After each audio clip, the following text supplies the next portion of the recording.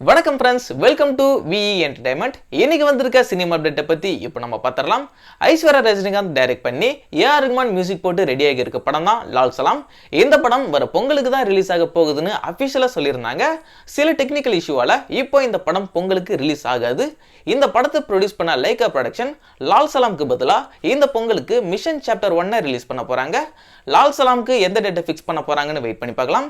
லால் சலாம்காக நீங்க எவ்வளவு பேர் வெயிட் பண்றீங்கன்னு கமெண்ட்ல சொல்லுங்க. தளபதி 68ல ரம்யா கிருஷ்ணன் கேமியோ ரோல்ல வர போறாங்கன்னு நியூஸ் வந்திருக்கு. இந்த படத்தோட நெக்ஸ்ட் ஷெட்யூல்ல இஸ்தான்புல்ல ஸ்டார்ட் பண்ண போறாங்க. இந்த படத்தோட ஃபர்ஸ்ட் லுக் அண்ட் மோஷன் போஸ்டரை வர நியூ இயர் ஸ்பெஷலா ரிலீஸ் பண்ண போறாங்க. தளபதி 68க்காக நீங்க எவ்வளவு பேர் வெயிட் பண்றீங்கன்னு கமெண்ட்ல சொல்லுங்க. தமன்னா ராஷி கண்ணா நடிச்சு சுந்தர்சி டைரக்ட் பண்ணி வர பொங்கலுக்கு ரிலீஸ் ஆக இருந்த படம் தான் அரண்மனை 4. இப்போ இந்த படம் பொங்கலுக்கு ரிலீஸ் ஆகாதுன்னு நியூஸ் வந்திருக்கு. அரண்மனை 4 ஷூட்டிங்லாம் முடிஞ்சு ரிலீஸ்க்கு வெயிட்டிங்ல இருக்கு. இந்த படத்துக்கு நம்ம ஹிப்ஹாப் தமிழா மியூசிக் போட்டிருக்காரு. அரண்மனை 4 எந்த டேட்டை ஃபிக்ஸ் பண்றாங்கன்னு வெயிட் பண்ணி பார்க்கலாம். அரண்மனை 4க்காக நீங்க எவ்வளவு பேர் வெயிட் பண்றீங்கன்னு கமெண்ட்ல சொல்லுங்க.